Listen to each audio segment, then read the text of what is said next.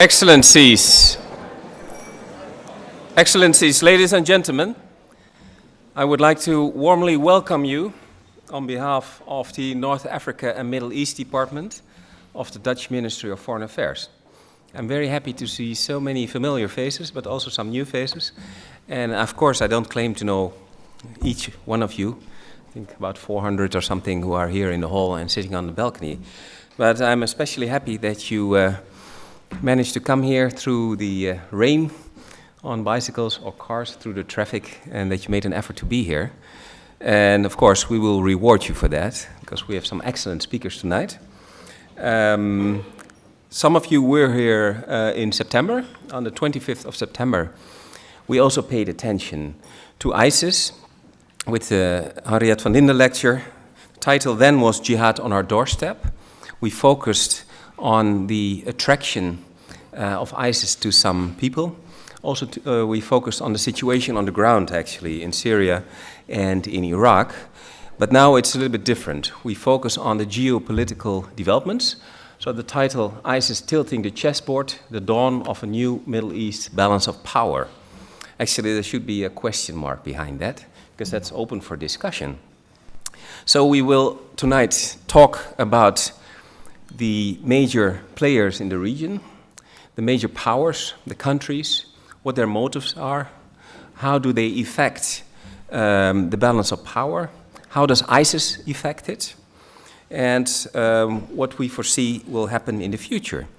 Now, since the declaration in June this year of the Caliphate of the Islamic State by ISIS, and I continue to call it ISIS, I think American friends and others call it ISIL, but I continue to call it ISIS and not IS. A lot has been said about redrawing borders. It has been said this is the end of Sykes-Picot. The whole map of the Middle East will be redrawn. Well, we will see whether that will happen.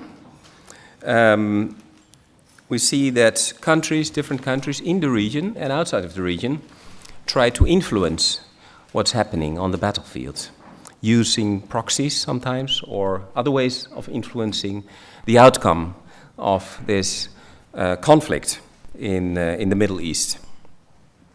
Articles have been written comparing the situation to a new Cold War. Basically putting Iran on one side and Saudi Arabia on the other side. A view that was put in an article, and you hear it also more and more.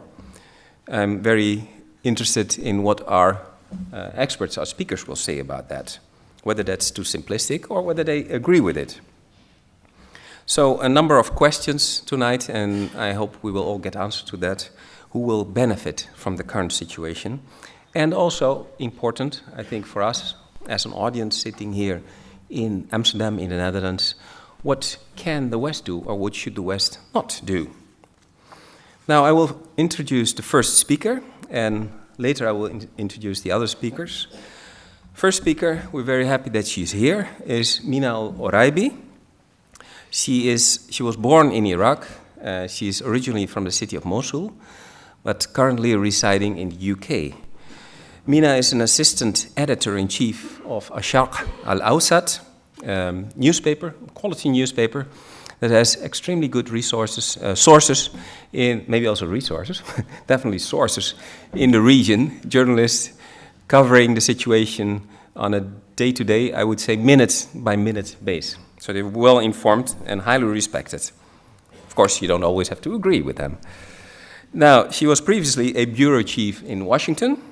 She has done a number of high-profile interviews, among which with the former Iraqi Prime Minister Nouri al-Maliki. She has a BA, a bachelor's and a master's degree in history from the University College in London. She writes for many different publications. She has appeared in many different publications.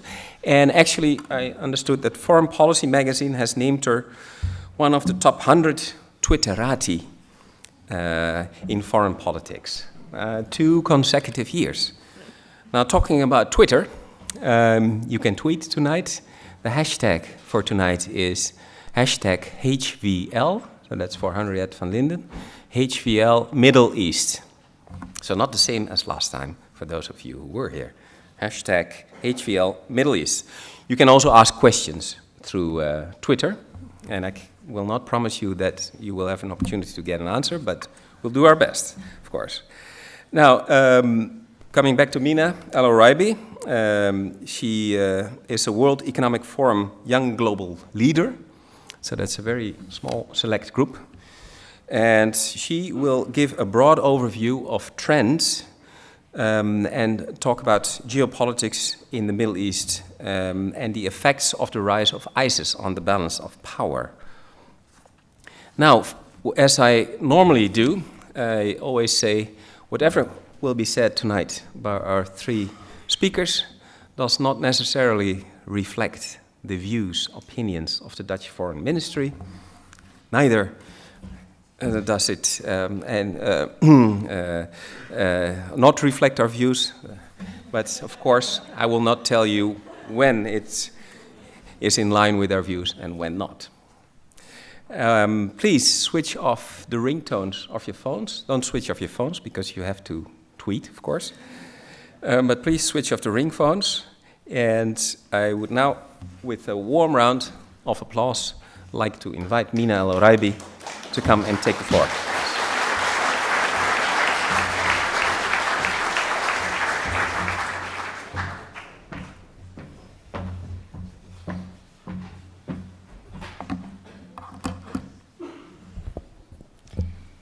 Well, good evening, everyone, and thank you for making it out on a Friday night to hear about ISIS and this very troubled region. I'd also like to thank Ernesto and the Dutch Foreign Ministry for a really invigorating 2 days of discussions. Sadly, quite often on a sad note, we haven't been able to come up with too many solutions, but we have at least thought about some possible steps to take to try to turn this downward spiral that is happening in our region. Being a journalist, I'm going to start by taking apart the title of tonight's session. It says, ISIS tilting the chessboard, the dawn of a new Middle East balance of power. ISIS is not the only one tilting the chessboard. The chessboard maybe has already been tipped over with all the events of not only the last 3 or 4 years of revolutions, revolts, war, but also it has really been turned around from 2003 and the war in Iraq and everything that came after. So I think ISIS is really a phenomena of what we've seen happening in the region. The second part of the title, the dawn of a new Middle East balance of power, I think part of what we're seeing in the region now is that there is no real balance of power. The balance is changing at a speed that many of us are trying to read, and us not only as journalists and people who are following the events, but who are actually in the eye of the storm, finding it quite difficult to take positions where they're not only reacting to the speed of light that we're seeing happening. So I think it's important not to be blindsided by ISIS and by the threat, especially for countries like in Europe or in the US, where we go to a time that everything in the region is seen through a counter-terrorism perspective.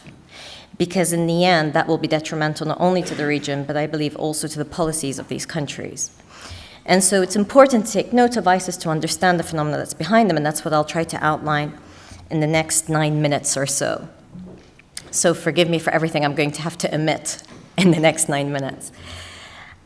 I believe one of the main reasons that we see ISIS taking root in Iraq and Syria, or parts of Iraq and Syria, is that there is a failure of politics in the region.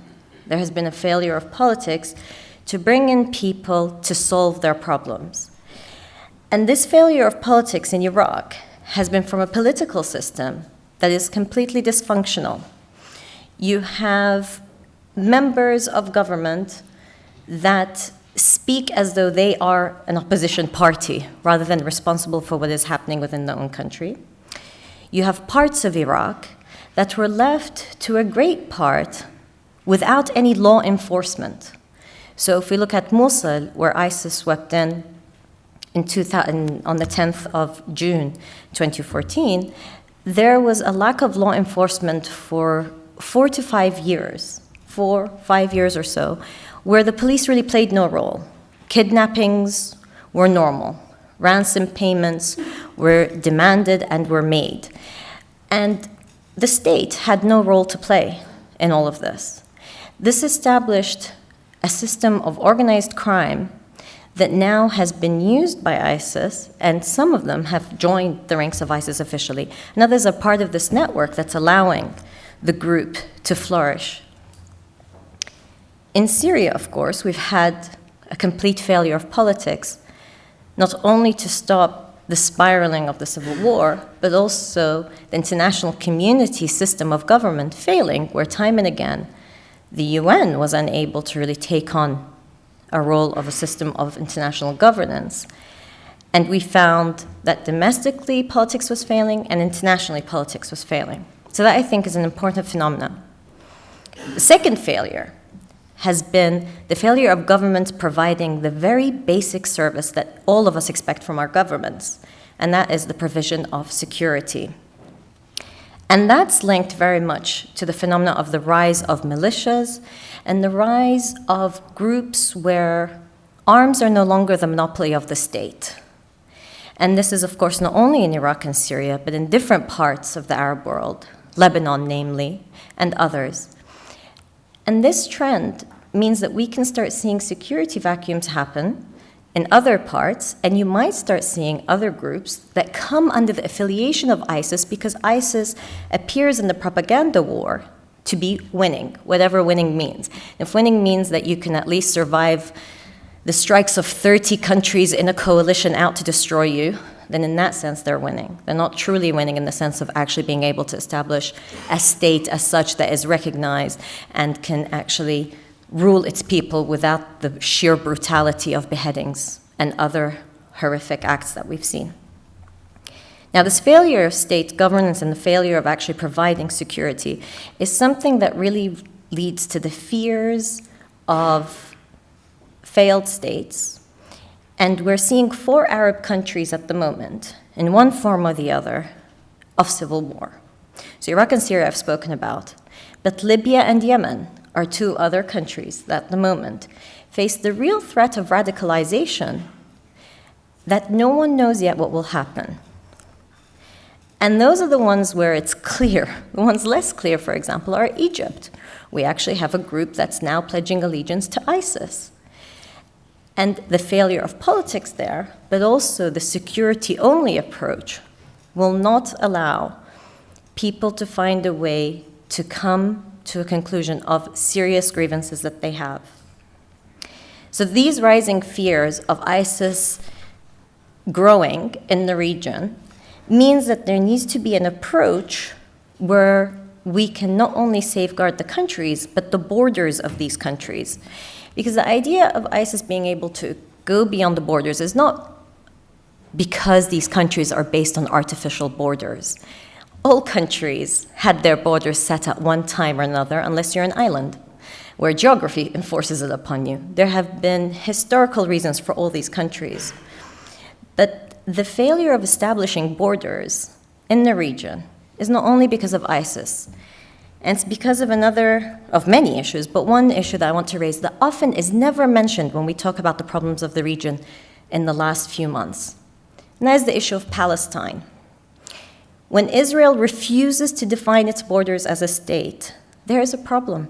We need to know the borders of the states of the region. And if we don't have borders for a region, it can start to encourage others and say, hey, maybe borders aren't that important. Maybe I can force my way into creating a de facto state.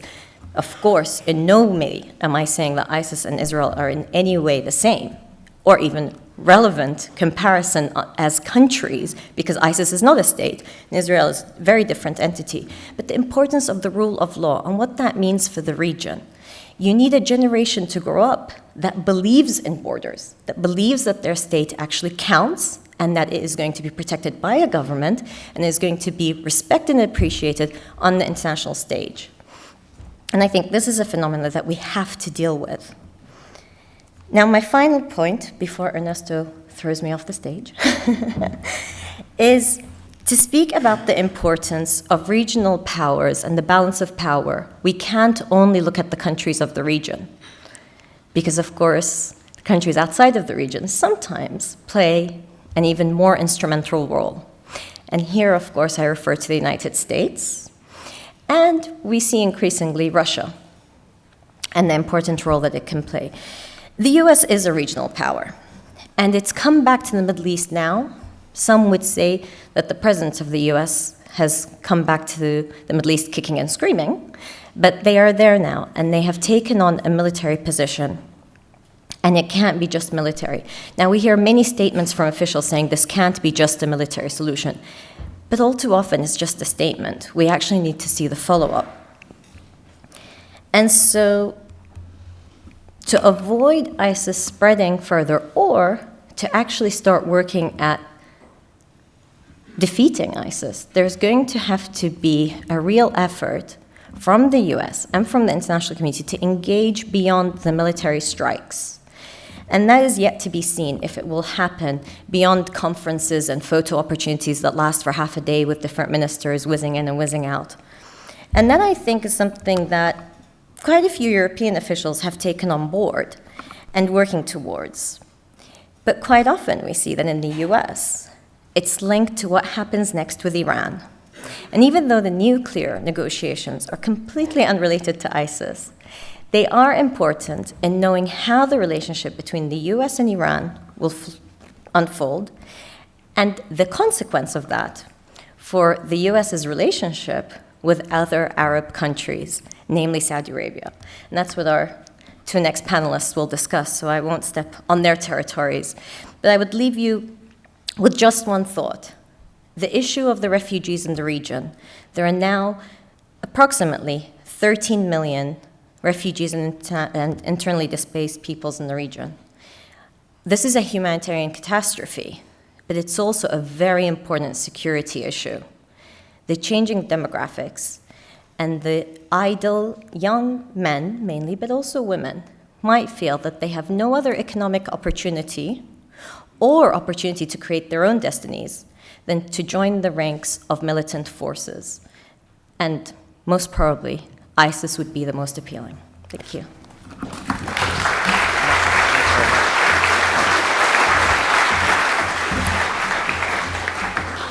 Thanks very much, Mina al-Oraibi, for enlightening us on your views regarding balance of power, and also particularly in the last part for bringing in that element of youth, the younger generation, and the dynamics that come from that.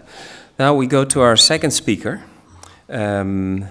And the second speaker is Professor Bernard Haykel. He is a professor at Princeton University in the United States. He holds a PhD in Oriental Studies from Oxford University, and he is an expert on many issues regarding the Middle East, but he is particularly specialized in Saudi Arabia and the Gulf states. He is not only an expert on those countries, but he's also an expert on Islamic movements, with a particular focus on Salafi movements and on the roots of the ISIS ideology.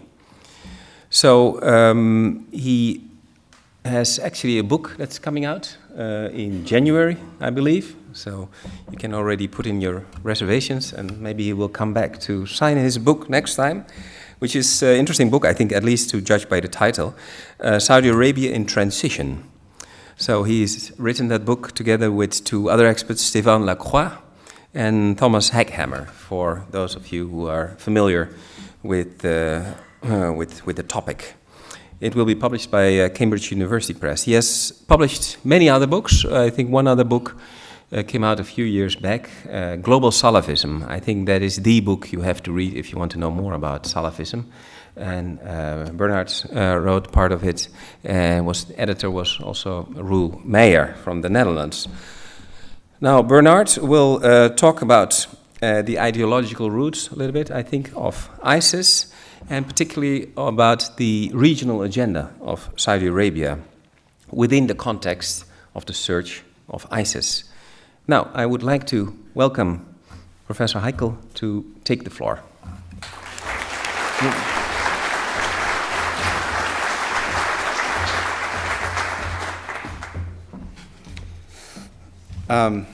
I would, of course, like to thank Ernesto Braam and the Dutch Ministry of Foreign Affairs for this invitation. It's a real pleasure to be in the Netherlands. I have to tell you that Princeton University, the Princeton where I am based, has orange for its color, and which is why I'm wearing the tie. And the building, the central administrative building, is called Nassau Hall, and the central street in the town is called Nassau Street. So we have a very strong and intimate connection to Dutch history. So let me now, without further ado, talk to you a bit about ISIS. Its ideology. So I think I want to divide my talk into three parts. One is ISIS's ideology, how Saudi Arabia sees ISIS, and finally, what can be done about ISIS. And I'll touch on my own country, the United States, and what I think it is doing now, and how I think what it is doing is wrong, just by way of preempting what I'm going to say. So ISIS's ideology is derived from something called Salafism. Salafism is a minority tendency in Islamic history that has always approached texts of revelation, the Quran, the traditions of the Prophet, in a literal fashion. They claim to want to return to a pristine past, the first 3 generations of Muslims. They're very self-consciously trying to do this. When the caliph, this new caliph Ibrahim in Mosul, gave his sermon on the 1st of Ramadan, he self-consciously dressed and spoke like the first caliph, or like what he thinks the first caliph was like.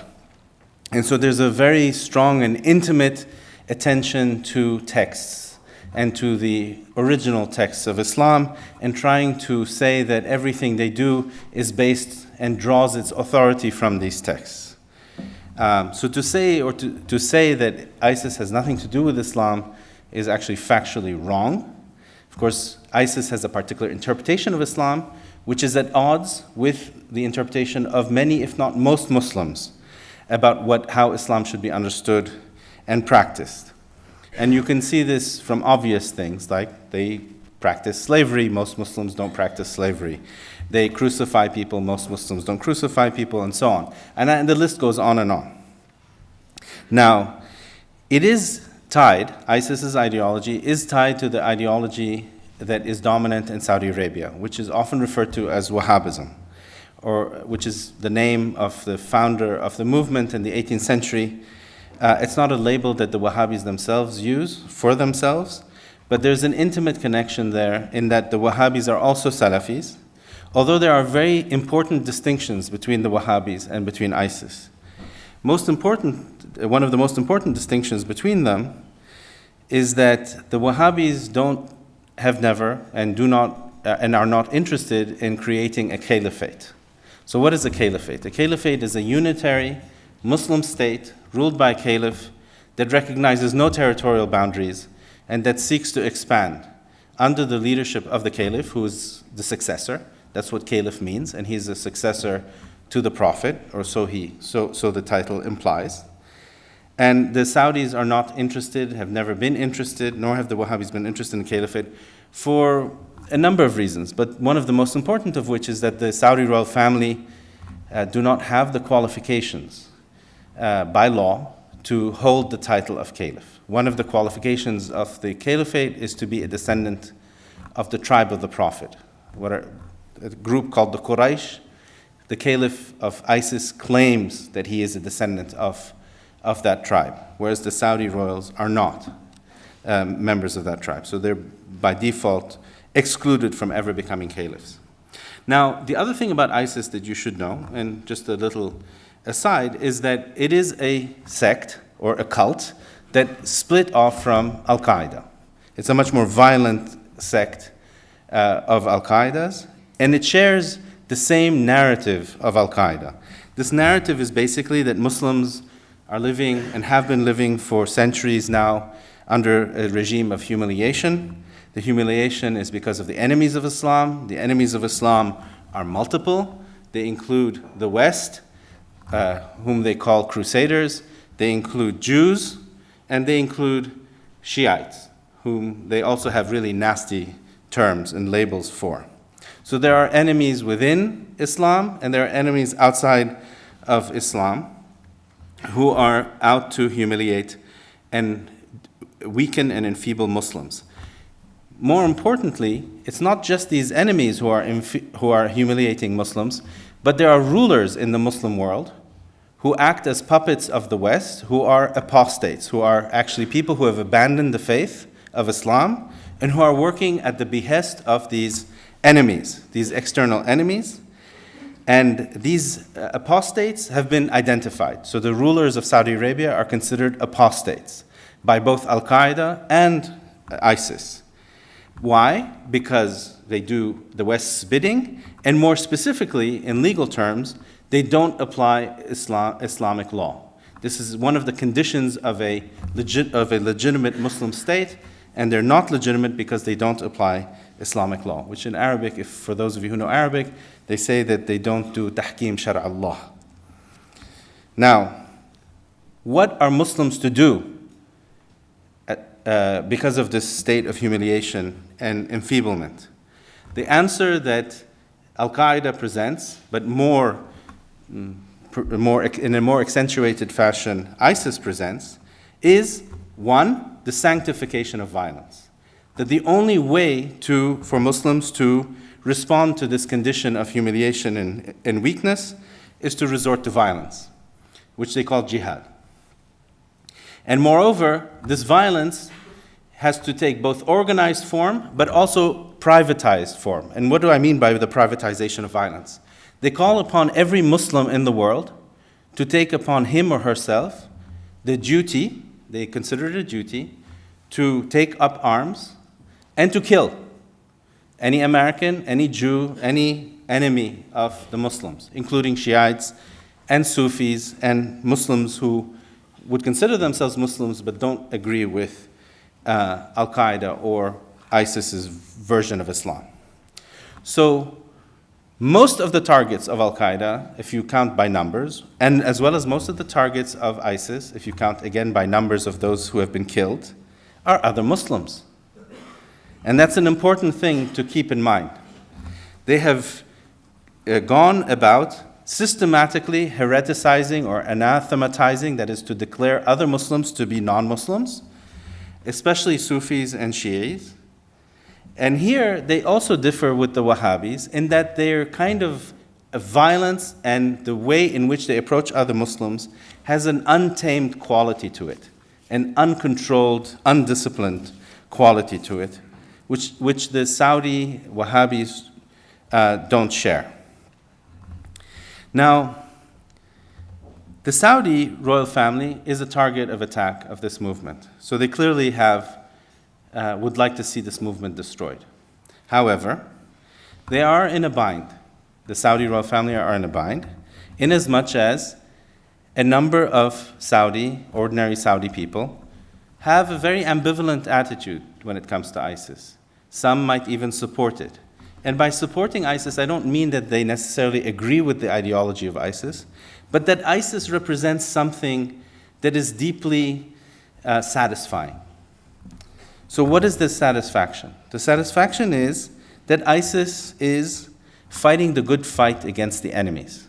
It's fighting Shiites when many Sunni Arabs, including many Saudis, see Shiites under the influence of Iran becoming very dominant across a huge region of the Middle East where Sunnis have for over 1,000 years ruled, by which I mean Iraq, Syria, Lebanon, and the Palestinian territories.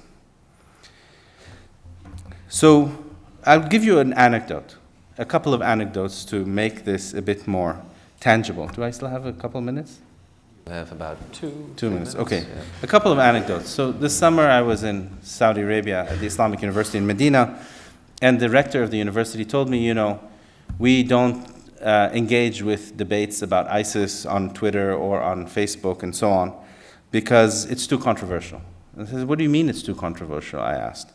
He said, well, a lot of people here on campus actually support this movement.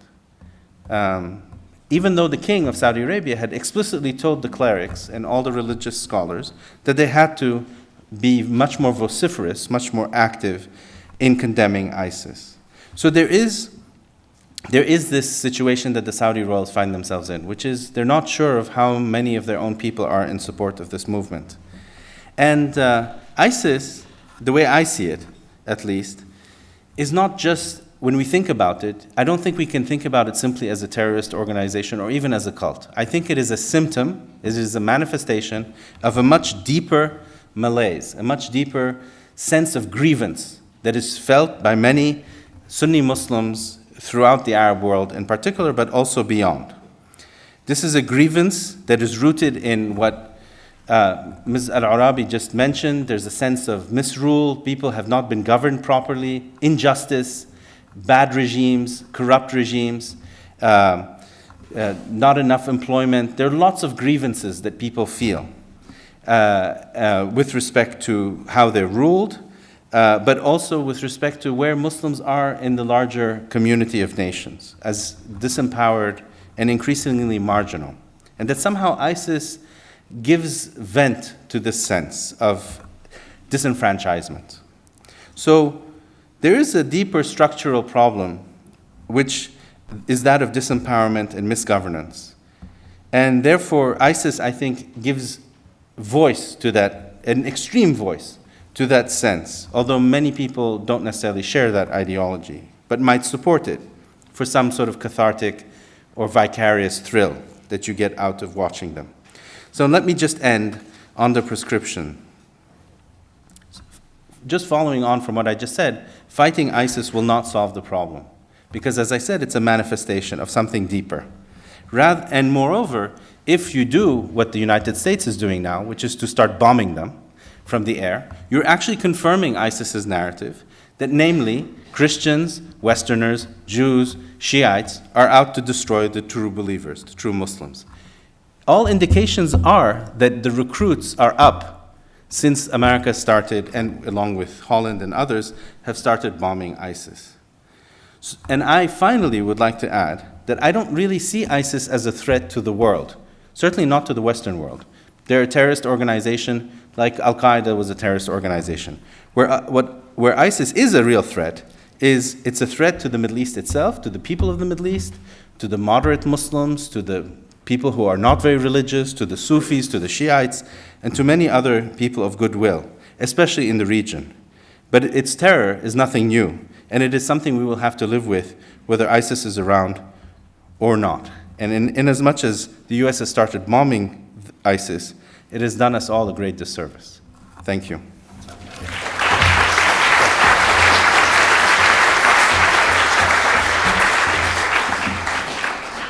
Well, thank you very much, Bernard, not only for the substance, of course, of your presentation, but also for keeping more or less within the time limits, which is very difficult because he's a very good lecturer as a professor at Princeton, and I think we could listen to him with a lot of attention for a long time, but then you have to come back, I think, or do it via video conference.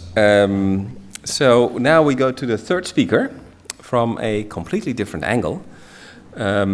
We have now Ali Vaez. He's a senior analyst on Iran with the International Crisis Group. He's based in Turkey, in Istanbul, and he has a particular focus on Iran's nuclear program and on geopolitics.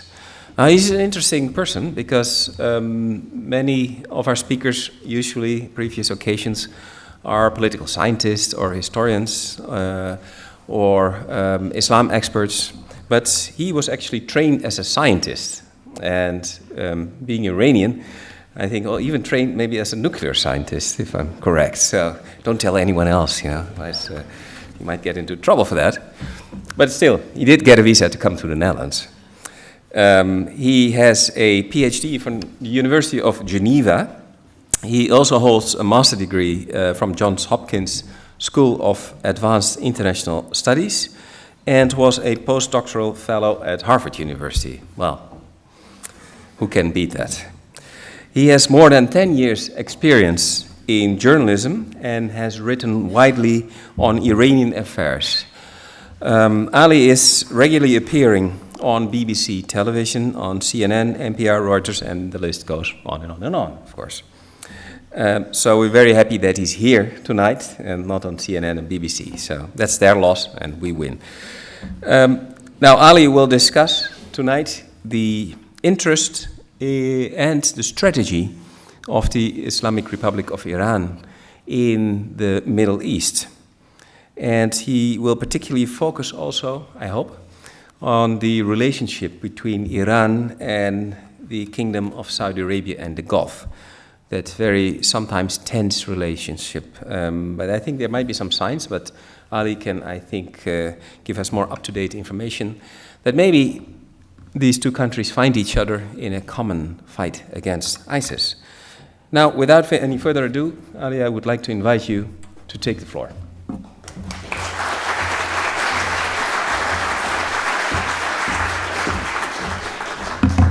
Thank you very much, Ernesto. I think you've put my life at threat now, but it's a great pleasure to be here.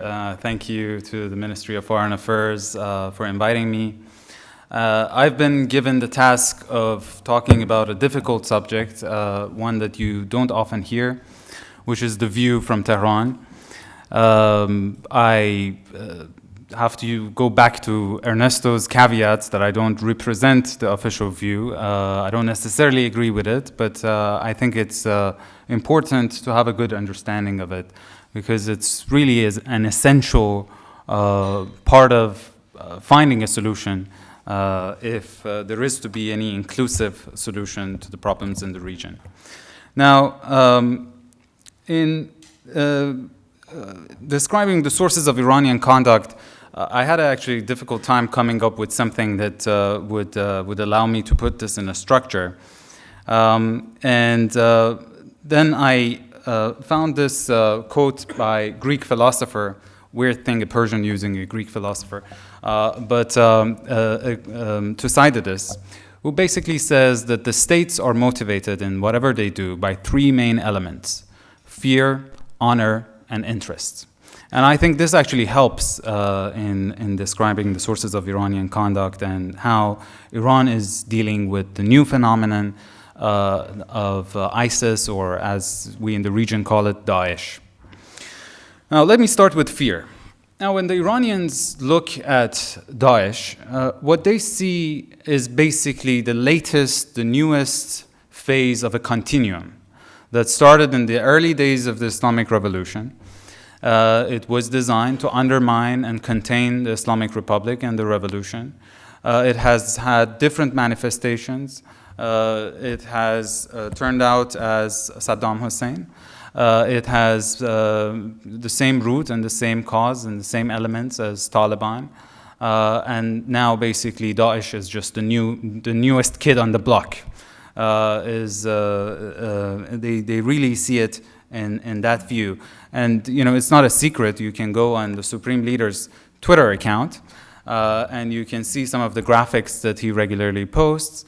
And one of them that caught my attention shows Abu Bakr al-Baghdadi, the leader of Daesh, as a puppet in the hands of the United States, Britain, and Israel.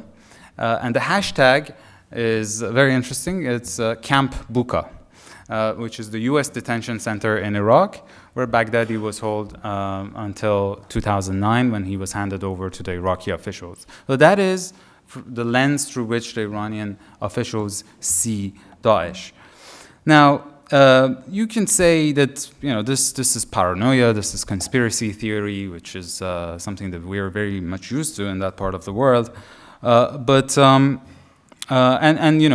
in private discussions with Iranian officials, they admit that there are other roots and causes to the Daesh phenomenon. They admit that Maliki in Iraq had a disastrous record in governance, failed at an inclusive government, definitely. They often even admit that Assad's use of brute force was just horrible. But that doesn't take away, in the words of Henry Kissinger, the fact that if you're a paranoid, you still have enemies. And they when they look around, they see themselves surrounded by hostile forces. They see themselves encircled by the United States. And again, there's a trend there, right? During the Iran-Iraq war, the sense of solitude that Iran experienced, strategic solitude that the entire West, regional countries were supporting Saddam. The United States turned the other way when Saddam used chemical weapons. Saudi Arabia was funding the Iraqi army, etc., etc. So there is a trend that they see, and this is just the latest stage. When they look off their shores in the Persian Gulf, they see this huge U.S. armada, 40,000 troops in the region, and basically they're afraid of being surrounded and encircled. Now, another fear that the Iranians have is the fear of mission creep.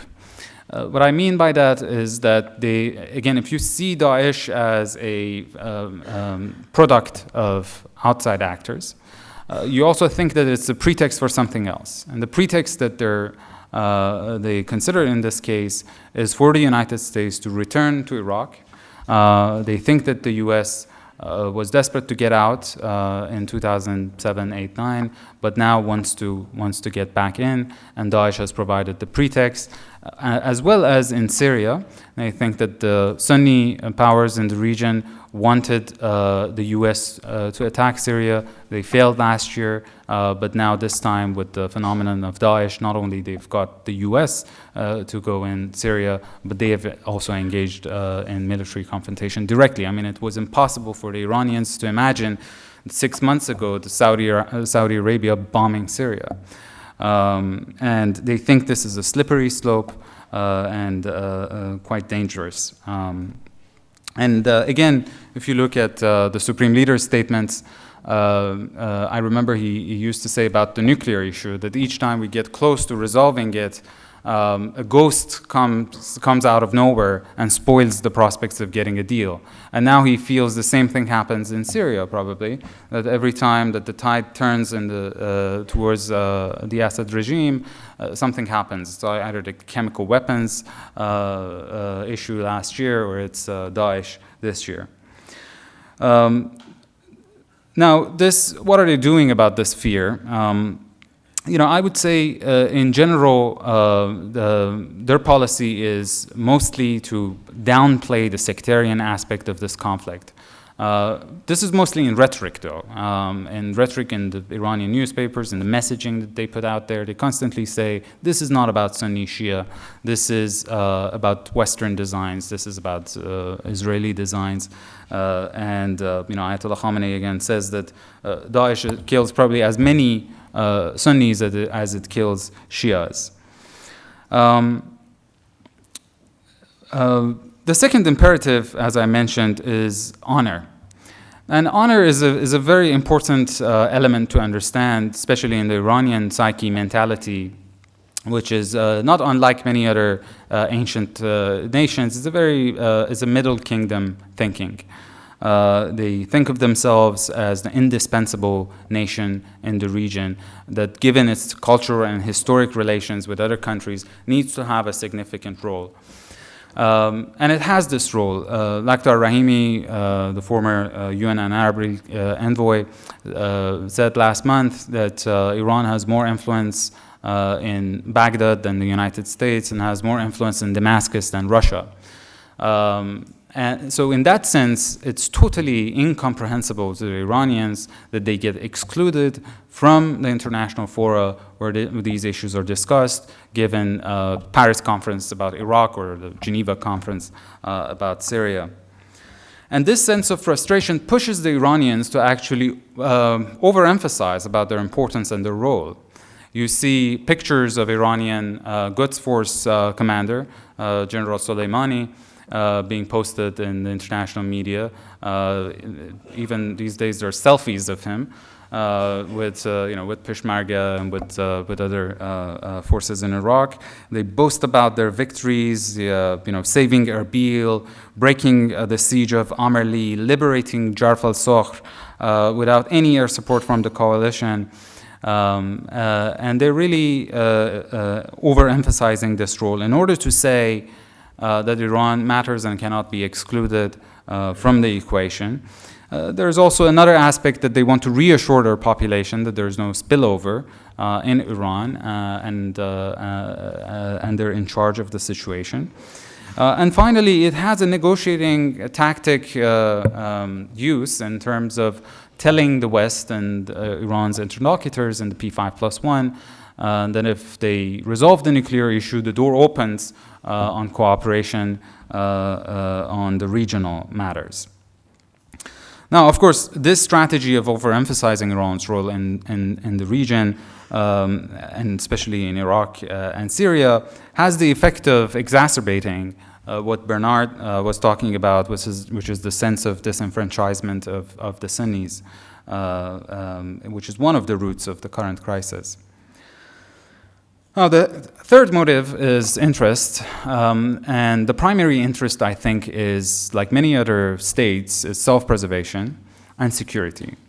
That's why you see Iran is trying to have a buffer zone that separates Daesh-controlled territory from the Iranian borders, be it through the Kurds in the north or to the Shia militias in the south. But Iran also wants Iraq to stay as a unitary country. And again, there are security motivations behind it. It doesn't want a fragmented Iraq to provide platforms for Iran's adversaries in the region to be able to basically buy a border on Iran and bring the conflict closer to its borders. Now, let me end with a quick note about what's the connection with the nuclear agreement that Mina mentioned. Now, we're almost 10 days away from the deadline, and it's still a very iffy proposition.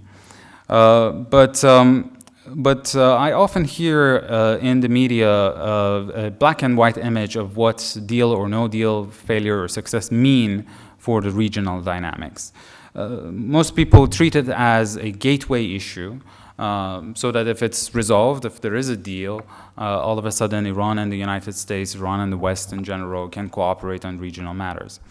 I think not necessarily. That's not guaranteed. There have been if you look at the history of Iran's relations with the West, is replete with missed opportunities.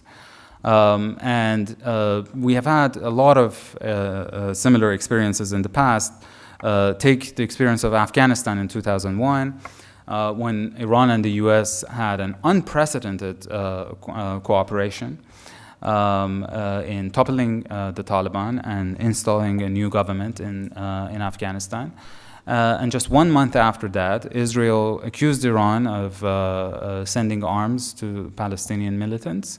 And the Bush administration at the time labeled Iran as an axis of evil, member of the axis of evil, and the door was shut on any further improvement in the relations. I think in the event of a similar reversal, we might end up in a situation that, in a future that looks very much like the past. In the sense that we'll go back to Iran's relations with the West right before the nuclear crisis, late 1990s, early 2000s, when there was managed hostility between Iran and the United States and relatively good relations between Iran and Europe, with disagreements, of course, but it wasn't as tenuous as it is today. And the same applies to the relations with Saudi Arabia. And my biggest concern is that if the Saudis see a nuclear agreement as something that is empowering Iran and putting Iran in the same camp as the United States in the fight against Daesh, Iran having more financial resources to project power in the region, the Saudis might be compelled to pull put fuel on the fire in the region somewhere, and that would actually exacerbate the chances of resolving some of these issues. And it's extremely difficult because I don't see a way in which the United States can alleviate the Saudi concerns without running into the first dilemma that I talked about, which is squandering the opportunity that a deal creates in terms of Iran's improvement of relations with the US. So on that rather pessimistic note, let me stop here and I look forward to the discussion. Thank you.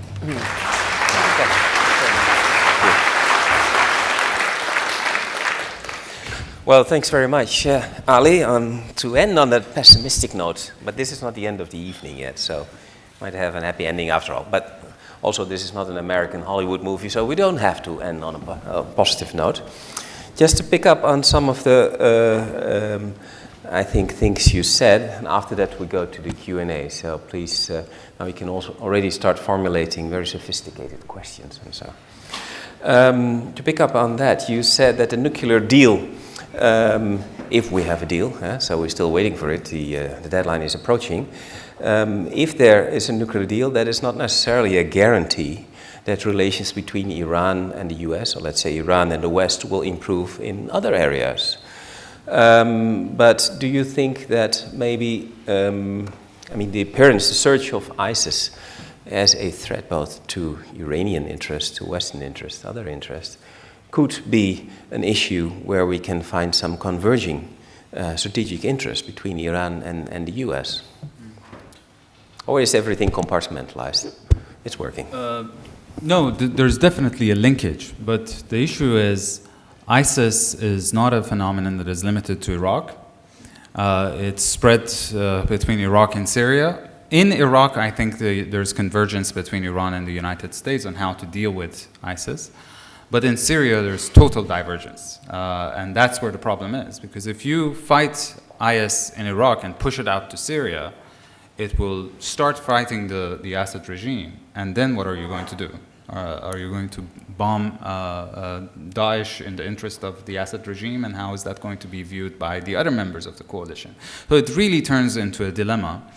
And that's why, I believe if there is to be a solution, there needs to be an inclusive one in which Iran also has a role and some kind of long-term vision in terms of a modus vivendi that all of these different players with different competing interests could live with. It's very hard, it's idealistic what I say, but at the end of the day, absent of some kind of dialogue between the Iranians and the Saudis, any kind of rapprochement between Iran and the West, even if it happens in the best case of scenarios, even if the deal is reached, it's welcomed in Washington and Tehran, it's perfectly implemented, there's no problem at all. Still, if there is no dialogue between the Iranians and the Saudis, I'm afraid the prospects of better relationship could be spoiled over the issue of Syria. Bernard, do you agree with that?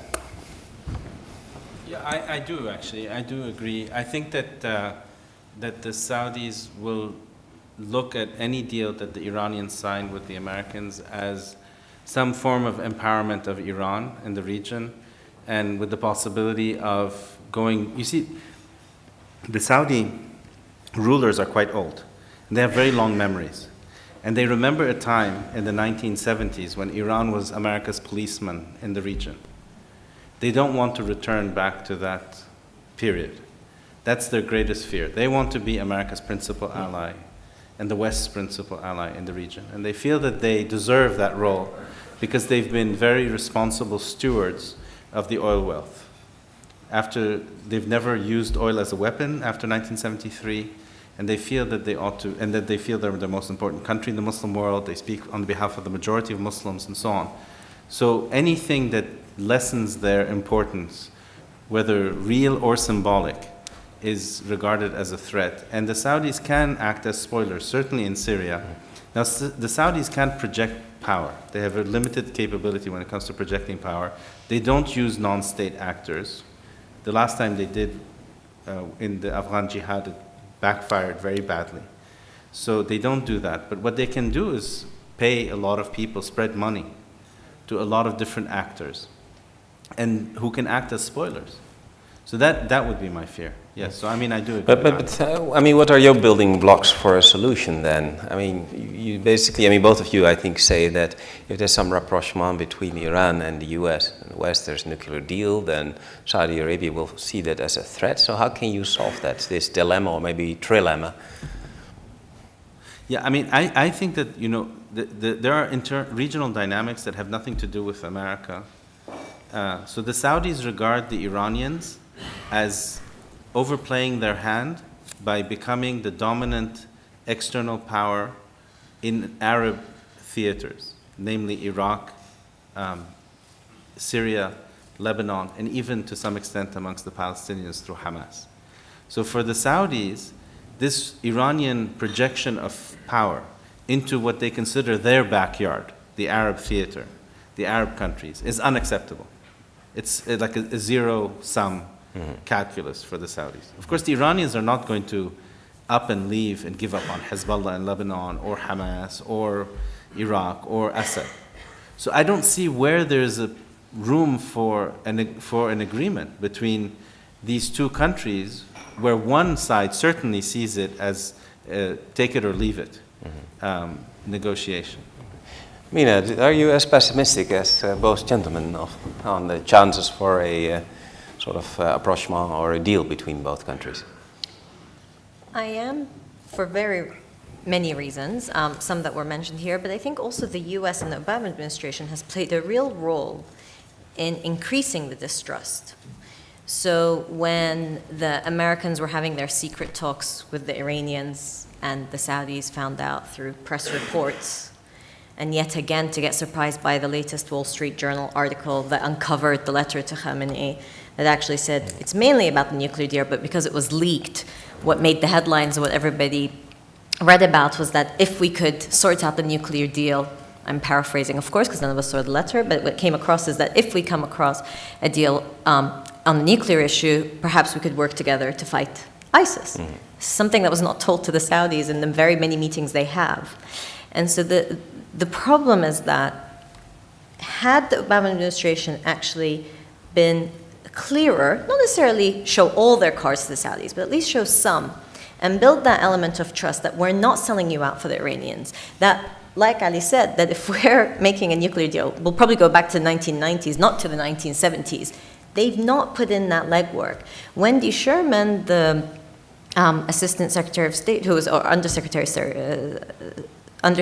of State, was meeting with the Iranians without really briefing many of the Arab diplomats in Washington until very late in the game. So they had several rounds of talks before they started to brief them, tell them, look, this is what we're doing, this is what the end game is. So I think how this has been handled by Washington has actually made it even more difficult to trust that a nuclear deal doesn't mean selling out their Arab allies, and namely Saudi Arabia. Yeah, please go ahead. Yeah. You know, I sometimes participate in track 2 discussions where there are Iranians and the Saudis. And the level of misunderstanding, the gap in understanding on both sides is just immense. It's not just a matter of language. No, it's like they're really from two different planets, I would say. They don't understand the decision-making processes in each other. They don't understand the hopes and fears of each country. I mean, what Bernard mentioned, for example, if you come to Tehran, you would see that the two of the most important highways in Tehran are named after Iraqis. Iraqi Ayatollahs.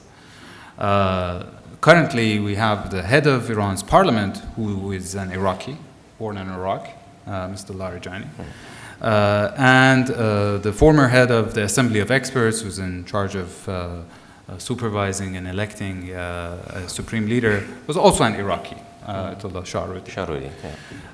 You know, so the level of intertwined relations between these countries. Or you come to Isfahan, the most beautiful mosque in Iran is named after a Lebanese cleric. So there are a lot of historic ties here, and someone needs to tell the Saudis, the scholars need to tell them that you need to get a little bit more realistic about this. And I don't think it's impossible. I don't think we should rule it out. Look, actually, we often say that the current administration in Tehran is the best in order to have a rapprochement with the United States. The reality is, I think the same administration is probably the best opportunity to have a rapprochement with Saudi Arabia because, a lot in diplomacy is about the people, right? President Rouhani was the person who masterminded the best time in the past 3 decades in relations between the two countries, when he sent his personal envoys, along with the permission of President Rafsanjani at the time, to King Abdullah, who was at the time Crown Prince, and they negotiated the first security agreement that has ever been signed between the two countries. The current ambassador in Riyadh presided over the golden era of relations under President Khatami.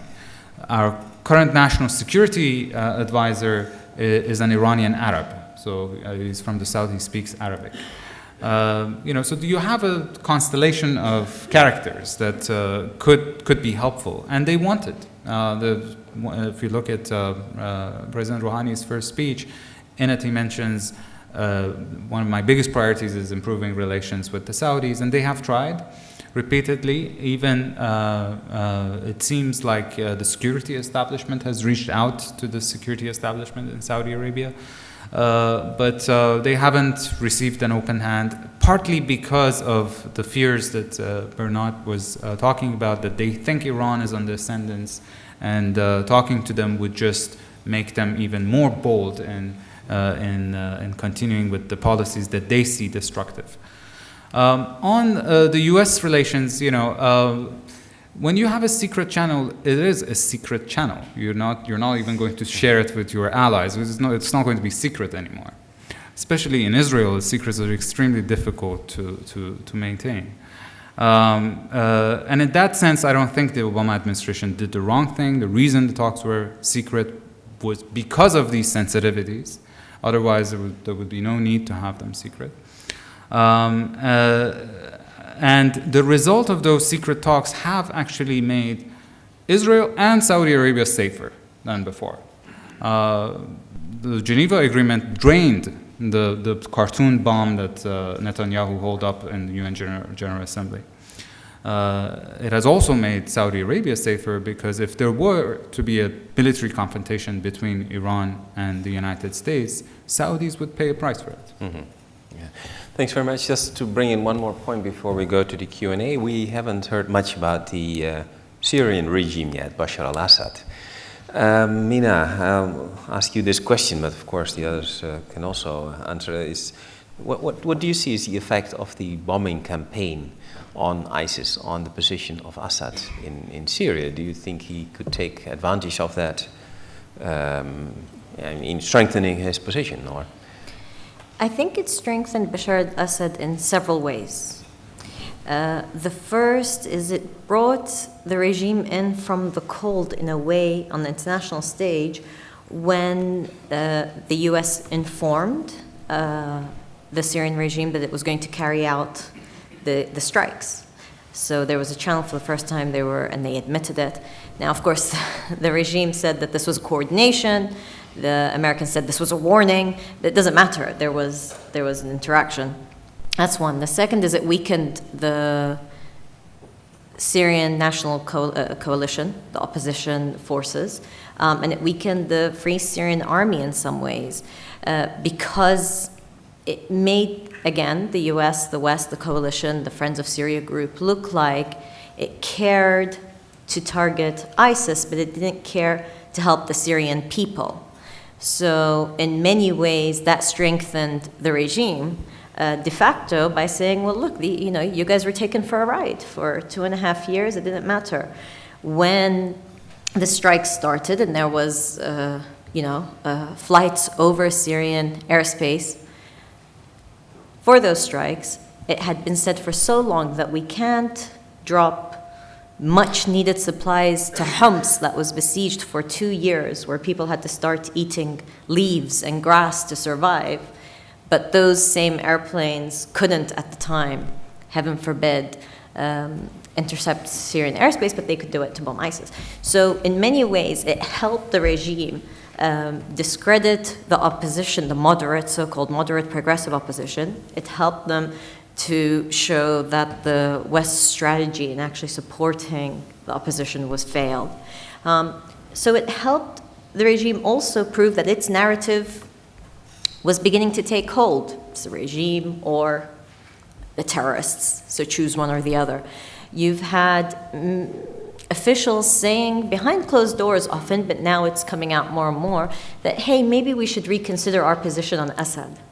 And that goes back to the people on the ground. So some people who might have thought of defecting, many of the displaced people and otherwise think, oh my God, it's a matter of time before maybe we have a Gaddafi moment where he was branded a terrorist and so forth. And then one day we saw Tony Blair sitting in a tent shaking his hand, as did Condoleezza Rice. And do you think Assad will end the same way as Gaddafi did? Or?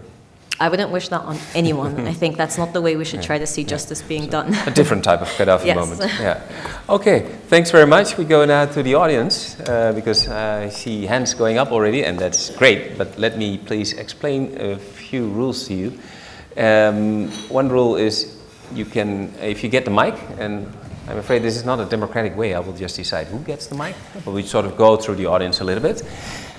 Please state your name and affiliation. And last time everyone said, I have no affiliation. By affiliation, I just mean your job or organization or so. Give us a little bit, of what's your background, just one sentence. No statements, short questions only. So we start there. I think the gentleman over there was one of the first, and keep an eye on. Yeah. Thank you, Ernesto. And first of all, well, my name is Peter van Leeuwen. I'm an ex-employee of the Ministry of Foreign Affairs, very recently, actually. And thank you for bringing us this excellent panel. Going back to the dawn of the Middle East balance of power with a question mark, which I think it has not been responded to concretely yet. Taking into consideration the fact that, well, Dr. Haykel, Professor Haykel, as he said, there is actually not a military solution to this, to what's happening there at the moment in the Middle East. It is a profound movement which is based upon grievances and upon also other, and of course religion and grievances, taking into consideration that it gets more and more support from different parts in the world even, where will this lead us to and how to solve this? Is one question. Second? Okay. Can a very, very brief... get one question only, yeah? 3 words. 3 words. Should the Western Alliance actually have been involved again in this development in the Middle East, since we were involved already since 1916? Okay, thanks very much. We saw a gentleman over here, going all over the place, with the red sweater and the nice jacket. Thank you, sir. My name is Walid. I'm from Palestine Link. I'm looking for this issue from the Palestinian-Israeli conflict. I believe the Daesh is a syndrome of the injustice along the destabilization of the Middle East since the Sykes-Picot plan, which result in a Jewish state, which accepted by all of the nations now. And I would like to ask Mina about the keeping the borders. What is bad on making borders on basic nations? If you look to you and to me and Arabs, there is Kurds, there is Persians, there is Turkeys. Why do we need to live in states, Syria, Iraq, Lebanon, Jordan, Palestine? Why cannot we live in a state based on nations, Arabs, Kurds, Turkish? And if it's possible to have a Jewish state or Jewish caliph, why the Islamics, they also Thank you very much. Okay. I think your question is clear. At least I hope it's to Mina. I'm just a simple person. We go here to a lady in front. Yes. Thank you. Hi, my name is Zainab Sabadi, Iraqi-born Dutch citizen. Actually, I'm quite wondering, Professor Haykel, where do you think ISIS is getting her support from? Her weaponry, her financial support? Because I think most people would think Saudi Arabia, but if it's Salavism or ISIS is against the Wahhabi regime, where's all the money coming from? Okay, where does ISIS get its support? I think that's a question many of us have. The gentleman at the back who's been, or is it a lady? Sorry, I don't want to insult anyone. I can't see. Different guy. A lady. I'm Alida van der Veen. I look at it also from the viewpoint of European history. Is our focus too narrow if we look at ISIS as a sect with a specific ideology of Islamism and forming a caliphate? And is it actually only a cover-up or a tip of the iceberg of a much deeper movement? Warring groups, shifting alliances of people who are not from the government circles but who take the ground and whose ideas may be rooted in ideologies that were important for the last half a century in the region. And I refer to pan-Arabism, but most foremost to Great Syria, the ideology of the Syrian social nationalist movement. And they had a secular ideology, but that was this is not a platform for political speeches, but I got your question, but you gave the answer yourself to it. So, but anyway, maybe they will respond to it. So please, short questions, and you can ask open questions, whatever. If you want to give the answer yourself, then I don't consider that a question. I go for the last one in this round. The gentleman over there, yeah, he's been very modest, and I don't want to overlook him. Here. Over here. So just a short question, please. Please stand up, please. My name is Henriette. I'm coming from Egypt. The question is, Dr. Haykel, you just said in between that Caliphate just have a kind of, for instance, they have become the family from Muhammad of Quraysh, but I never read that, I never saw it, and I never heard it before. Can you please explain how Caliphate actually is stand up here for that idea? Okay, explain the Caliphate. How much time do we have here? Maybe you can recommend a few books on that. Okay, we go now to the panel, and we had the first question, I think that was to Bernard, Haykel. Yeah, the second question was also by Peter van Leeuwen, who's our former ambassador in Baghdad and in other places. Should the West get involved in the Middle East at all, and where will this lead, was the first question. And of course, a bit more sophisticated it was, but you understood it, Bernard. Okay. Look, I'm going to give you an answer. It's going to sound extremely harsh and heartless, but it is based on a kind of realist understanding of the situation. If all the peoples of the Middle East join ISIS and kill each other, as long as they don't approach the oil wells, it's irrelevant to us. It doesn't affect us. Okay? There are certain core interests that the West has in this region. Here I speak, actually, let me just speak as an American rather than as a Westerner. As an American, we have certain core interests in the region. The core interests have to do with the free flow of, the lanes, the shipping lanes, the oil. Perhaps some people care a lot about Israel. As long as ISIS doesn't affect any of these things, frankly, I think there's very little we can do. And the record of Western involvement, and in particular American involvement, is so incompetent and is so destructive, not only in the region, but the United States has spent over $2 trillion, perhaps even up to $3 trillion, and we have 6,000 or more troops killed, we have 50,000 injured because of the wars of Iraq and Afghanistan. Our record is disastrous. So the last thing I think the Americans can do is to get more involved in a region that is so complex and where the issues are not just about 1916. Many of the issues that ISIS raise have to do with much earlier Islamic history as well. And so my view is we define what our interests are. As long as ISIS doesn't approach these interests, we do not get involved. And as I told you, I think oil is one of them, for certain. And the shipping lanes is another. The rest It's too bad, you know. The people of this region have to sort out their own problems. Can I answer the support for ISIS? Yeah, sure. Yeah, that was for you too. Right. So the support for ISIS is, it's not entirely clear. I mean, the general rumor is that there are private individuals in Qatar and Saudi Arabia and the Gulf states that are providing money to this movement. I'm not entirely convinced of this, and in any case, there's no proof of it. What we do know is that before the takeover of Mosul, for actually a couple of years, ISIS was shaking down. That is, it was acting like a mafia in Mosul and was taxing every business. And Mosul was delivering about $6 million a month to ISIS. They also controlled the oil fields of eastern Syria for a while. They tax the people where they are based. So there are sources of support that are independent of the Gulf that allow for this movement to exist. And their supplies of weaponry is largely weapons that they've captured from the Syrian army or they've captured from the Iraqi army. So there's no shortage of weaponry in that part of the world. Okay. Yeah. Mina, you had a couple of questions. One was, what is bad about making borders, and was about nation states from the gentleman over there.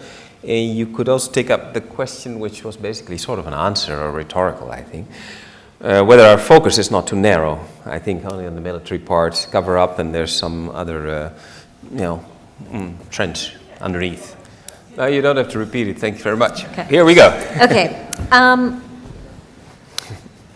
Walid? Yes. So your question about the theory of having a nation state for Arabs or a nation state for Turkmen or otherwise, in theory can be discussed. But in reality, if we speak specifically about ISIS here, they're doing it not only by the gun, but by every single violent method possible. So it's not this idea of this vision of having a country together, let's go out there, let's convince people, rally them together. The people living under these ISIS militants are suffering hugely. So in no way would I want to say, and I have a strong Arab sentiment, that this is what I would hope an Arab nation looks like. So that's for one. Two, I mean, clearly these people don't believe in Arabism or even to a certain extent Islam in my point of view, because many of what they're doing would not be permitted by Islam. But even if they're going for an Islamic state, then it's not the pan-Arab dream, so forth. Now, why do we need states? Because that's how the world is functioning now. If we wanted to talk about a utopian era, we don't actually need states and we can congregate together along those that we actually feel that we're close to, then again, that we can discuss in theory, but nation states are as it stands, and I believe that on the ground, if we tried to start reorganizing the map of the region, most families will be torn apart in countries like Iraq and Syria and Lebanon and beyond. And that is a reality. I mean, we've seen the sectarian violence in Iraq over the last 8 or 9 years or so really did tear apart families where people were struggling to live in one area because either the mother or the father is going to be targeted because they're from different sects. So it can't work. Do we need borders? Do we need states? I think we do. I believe in the nation state. Now you refer, of course, to the Jewish state, and that's why many people were discouraged when the negotiations or the talks were restarting between the Palestinians and the Israelis under the auspices of the Americans, that there was the possibility that the Americans agree with this idea that we accept Israel as a Jewish state. Because then it starts people saying, well, okay, then let's have a state for the Druze, and let's have a state for Alawis, and so forth. Because we want to believe in our identities as citizens of our countries, there are many people who find the idea of a Jewish state problematic, because what happens to the non-Jews living in Israel, and then what does that mean for the rest of the region? And I think that's a very important question, and it's very problematic for the region. The second part, I'll be really frank, I really didn't understand much of the point that was posed.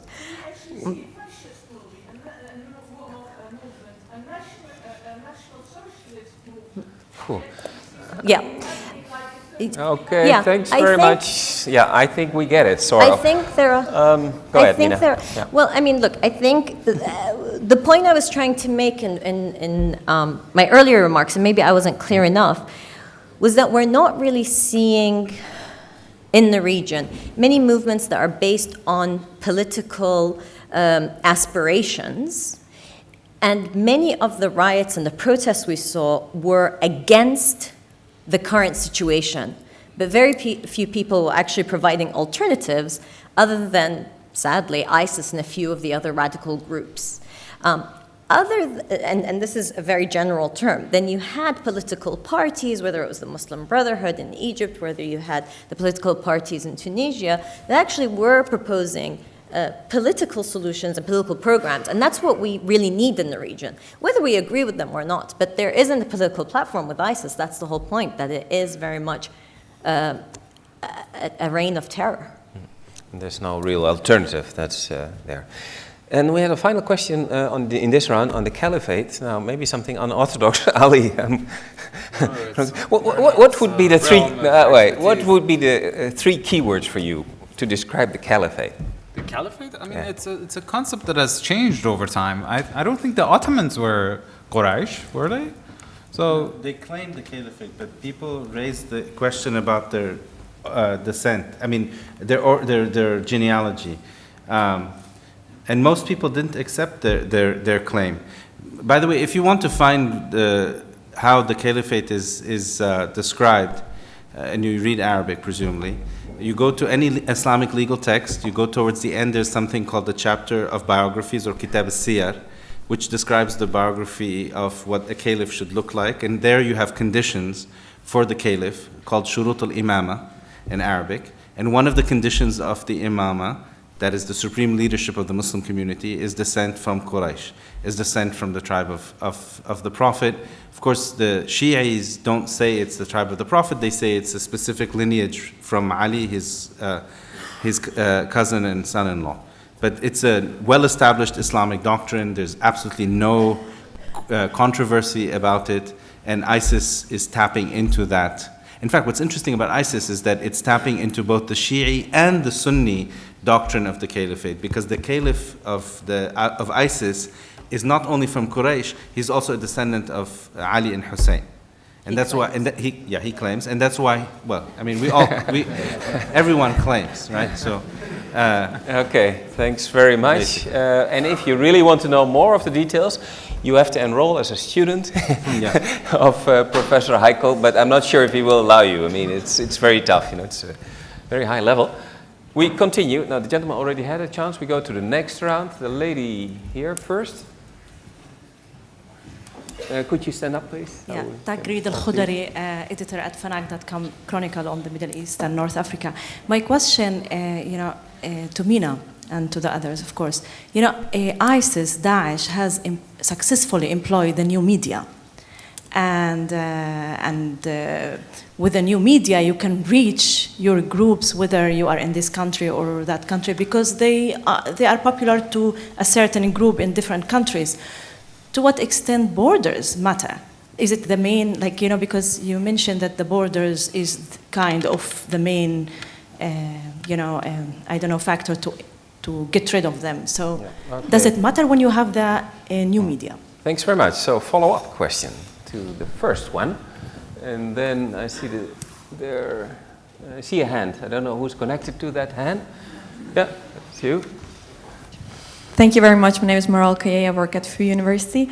I have a bit of a simple question. I would very much interested to hear from all three of you, from your different backgrounds, what you think of how the media is portraying. For instance, there was this Afghani man found, and he was explaining how he was recruited by Iranians. I'm just curious to hear how you, from your different backgrounds, read the media, and if it shocked you, and if it didn't shock you, how you looked at it. Thank you. Okay, thanks very much. And then there in the back, close to the pillar. Yeah. And is there anyone here already who's I overlooked? No. Okay. Hi, my name is Ivan Seifert. I study at Amsterdam University College. And my question, or what bothers me, is in absolute numbers, why many young people from Western countries have joined the Islamic State. And my question is, what do you think motivates them to go, and what can you do about it? Actually, now I know. You didn't come to the last lecture. No, please, you can give the mic back. You didn't come to the last lecture on the 25th of September because Shiraz Meyer explained it in detail. You can watch it on YouTube. Henriette van Lynden lectures. Explains it in all details. But anyway, they will try to answer the question anyway. Lady over here. And those who are sitting upstairs and would like to ask a question, you have to come down for that. But I promise you, when you come down, you will get the mic. My name is Doreen van Noorn. I'm a colleague of Ernesto Braam. I have a question to Mr. Bernard Haykel, because you gave us a very realistic scenario. It's a little bit of a Pontius Pilatus scenario, like the United States has to wash its hands in innocence and let the region sort out its own problems. But what about the doctrine of responsibility to protect? And I think that Samantha Power, who is in the administration, is a very strong advocate of that. Okay, thanks very much. Go for a last one in this round. The lady over here. Hi, my name is Brigitte Ellis. I also study at the Amsterdam University College. Lots of students here. Great. Welcome. And this is kind of a follow-up question to you because Professor Haykel gave a very realistic example, and I kind of consider that if they do create, that region does gain a lot of dominance, could this not become a security threat to the United States? Because as we've seen, there has been a lot of youth going to these specific regions. So that's also the United States being influenced by this region. And also the oil, like their financing. So could that not be affected also? Thanks very much. You put in many different aspects in that question, but that's okay. Then we go back to the panel. There was a question, a follow-up question to Mina on ISIS new media and to what extent do borders matter? I don't think borders matter to the ISIS recruits, but I think they should matter in terms of what we're trying to preserve as nation states, and I think that follows on about the idea of citizenship and what are your rights, but also responsibilities as a citizen. So if you're going to pick up and go fight somewhere else, what are you fighting for? What does that mean for your own home country? So it's very difficult to unpack it all in a short answer. But I think you're right about new media crossing boundaries for everyone, not just for ISIS recruits, for those that are also against. In the UK, there was a famous campaign called Not in My Name for Muslims who took to social media and were saying that they were against ISIS and that doesn't represent British Muslims. And it became very popular across borders. It didn't matter. Many other Muslims felt that it represented them. There were others in Europe and the US that also joined it. So you're right. I mean, it's a great tool, and I think new media, social media is more positive than negative, and quite often we focus on the negativity of the platform it's given for ISIS to recruit or spread their message, but I think it's also given a voice to others. So I agree with you that borders don't matter to them, but I believe that they should matter to us in the region, because that's the way we can actually protect our countries, unless there is a sort of EU type of union that we can aspire to in the future. And some in Europe would say, maybe not, you're probably better off without it, but who knows? I come from the UK. Any Brits here? Yeah, exactly. So I, in part, answer your question. But I think also that borders not counting comes in part to the later question about why do young people join ISIS, and why would they feel a sort of affiliation or attachment or passion to go to a foreign land that they'd never been to fight, and feel stronger about being there, and also feel that they can be more effective. And that's unfortunately one of the attractions of the gun, because you can be much more effective than try to be here and lobby and make an impact in a different sort of way. In some ways, at least. Then we had a question, well, you already alluded to that, I think, how the media is portraying ISIS. About the motives, I was not very kind to that gentleman who asked the question. I said, look at the YouTube video. But maybe one of you could say something about it? But just about the role of the media and ISIS, Yeah. just very briefly, I think one of the problems, with so many problems, but one of the problems about ISIS and trying to understand ISIS and otherwise is that no journalists can actually go there.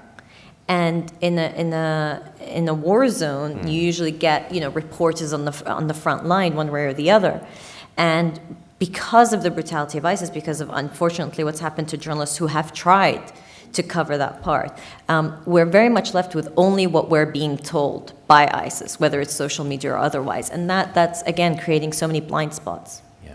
Now, there were two sort of security-related questions for Bernard Haykel. One was about responsibility to protect, but maybe because not everyone is extreme expert here, and maybe I don't know anything about it either. Could you say in a few lines what responsibility to protect means? If you are as comfortable with that, and it was about a security threat to the U.S. lady over there. Yeah.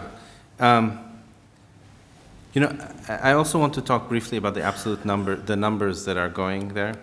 So I'll sort of bunch it up in my answer, all these questions, and try to answer them all together. So as far as I understand, the responsibility to protect is a doctrine that developed not too long ago, and basically it emerges from scenarios like those in Rwanda, where you have a genocide, and that there's a responsibility to prevent kind of crimes against humanity when they're about to happen. Of course, this has been an incredibly beneficial doctrine for the careers of certain individuals like Samantha Power and others who have risen up through the ranks by invoking it conveniently and often not actually practicing it. It was last invoked properly in recent times when Muammar al-Gaddafi, who's the late leader of Libya, actually threatened to genocidally kill everyone in Benghazi. And when that happened, then the French, with Bernard-Henri Lévy and a number of others, Europeans, and then the Americans were brought in leading from behind, to use the famous phrase of Obama at the time, and started a bombing campaign in Libya, which ultimately helped topple the regime of Muammar al-Gaddafi. But of course, the Libyan case is a very instructive case about the use of this doctrine. So so you topple this guy, and what comes next is probably worse than the way he was ruling the country in the first place. And I think this responsibility to protect doctrine has to always ask the question, okay, intervention to stop something is good, but you also have to make sure that what comes next is not worse than what was there already in the first place. And that's why I think Obama, one of the reasons, he didn't get involved in the war, in hitting Assad when President Assad of Syria used chemical weapons against his own people, even though he had declared this to be a red line that once crossed would, lead to instant retaliation by the United States. But do you think responsibility to protect after the Libya case, where some allege, I think Russia does that the responsibility to protect was sort of changed into regime change? Do you think the concept is still viable? Can it still be used now? Well, I mean, certainly the Russians and the Chinese won't allow any Security Council resolution that would even permit for the possibility of intervention that may lead to regime change. So how do you implement it as a practical matter is, I think, also an important question, as is the question what happens next once you've toppled a regime that may be committing or may be threatening to commit genocide. Now, in terms of the security threat, look, I told you I was a realist. I think that what Russia is doing in the Ukraine is much more worrying to the West than anything that any Muslim or any Arab can do, short of taking over the oil fields and taking control of the oil fields. In Russia, we have an industrial country with nuclear weapons that can destroy the West. There is nothing that the Arabs have that compares in terms of actual threat to our survival.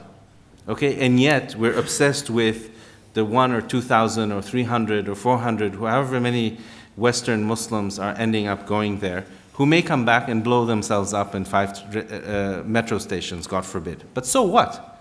It's not a fundamental threat to the West. Terrorism does not bring down our civilization.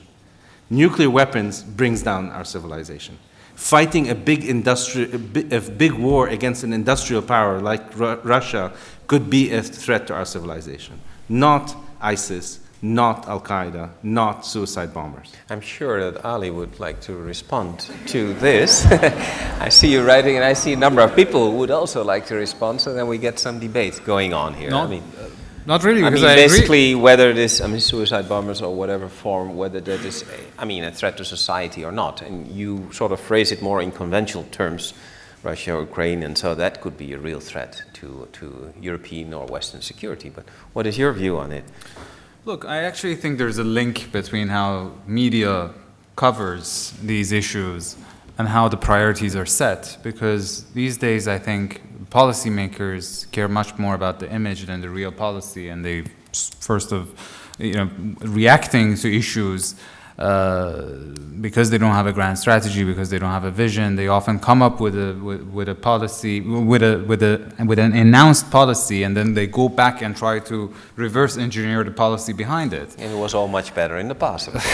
Well, in terms of a threat to our civilization, I think global warming is probably a much more serious threat to our planet than a few terrorists. But who cares about global warming, right? Okay. So that's a topic for the next lecture. Yeah.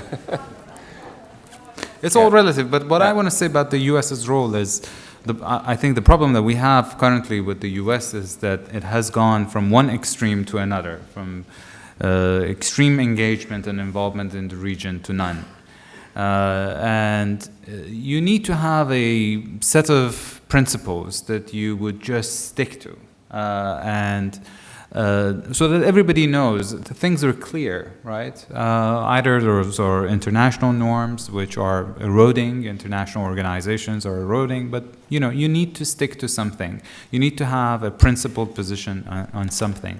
If it's the use of weapons of mass destruction, if you draw red lines, there needs to be something that is clear cut, and we currently don't have that, and there's no one else out there who's willing to pick up the slack, and so that's where the problem lies, I think. I think that touches, a good string with the Dutch audience, country of international law and international legal institutions. Bernard, you would like to quick follow-up. make a I respectfully, I really love Ali, but I respectfully beg to differ with him. Look, and here I'm going to sound like an ugly American. We have a force projection in the Middle East. We have 2 aircraft carrier battle groups, that's 60 ships, permanently based in the Persian Gulf or in the Indian Ocean. That's enough firepower to destroy any number of Middle Eastern countries if we want to deploy that kind of force. Okay, so the fact that we're not actually engaged in the Middle East is not true. The West and America certainly is engaged with enough power to, as I said, destroy a lot and to secure the oil flow, a steady and reliable flow, which, by the way, is not just coming to the United States. It's also going to China, and it's also going to the Far East, and it's going to Europe. So this is what America chooses to pay, in order to maintain the global economic system that it has inherited from the United Kingdom. We are deployed, but we're not intervening. That's the difference that I would like to make. It's an important distinction. Okay, so we go to the next round. Of course, there's also more self-sufficiency of the US, Yes. not so much dependent anymore. We go to the next and possibly the last round, depends. I see a gentleman over there in the back, and then after that, the gentleman here. I'm Edgar from Amsterdam University College, student there. Are all the students from the college sitting here? Happens. Good. What do you think, on a different note, is the role of education in the whole radicalization of the Middle East? And in the very long run, what should the West, or actually any partaker in the world, do about it?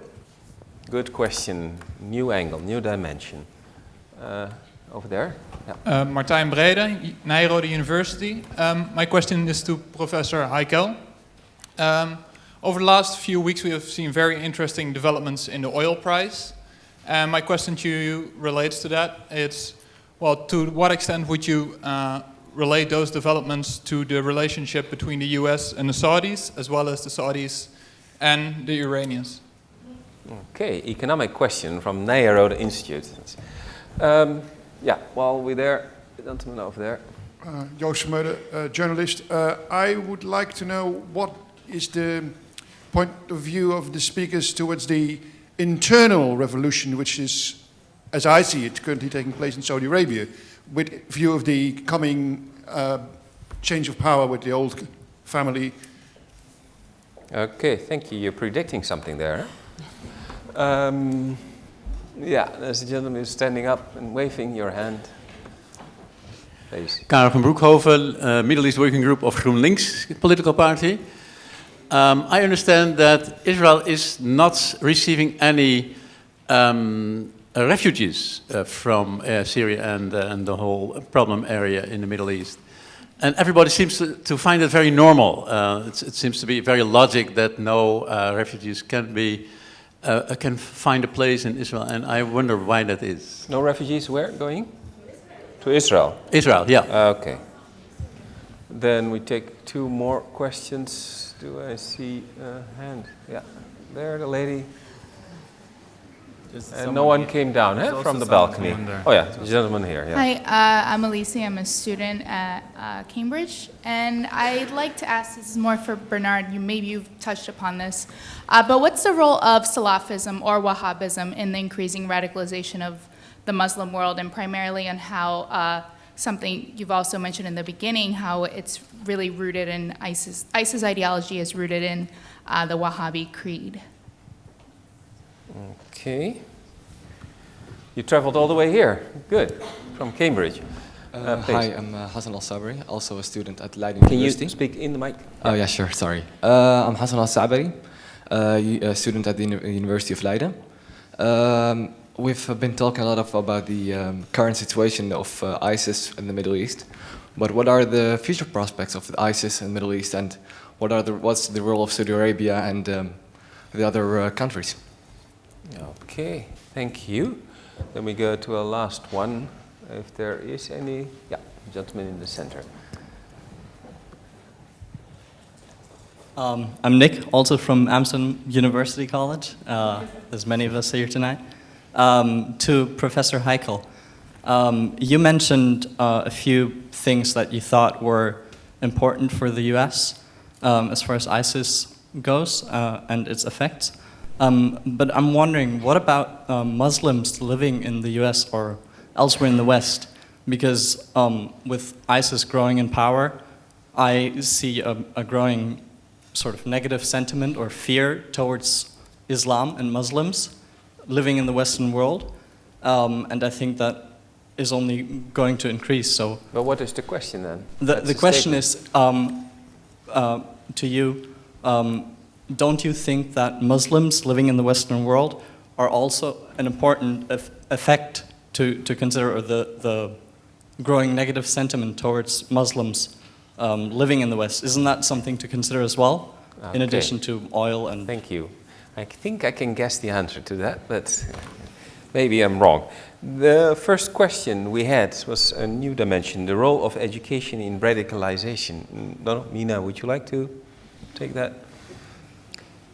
I guess the short answer is, of course. It's one of the main elements has been the failure of education. On the one hand, educating Muslims about their own religion.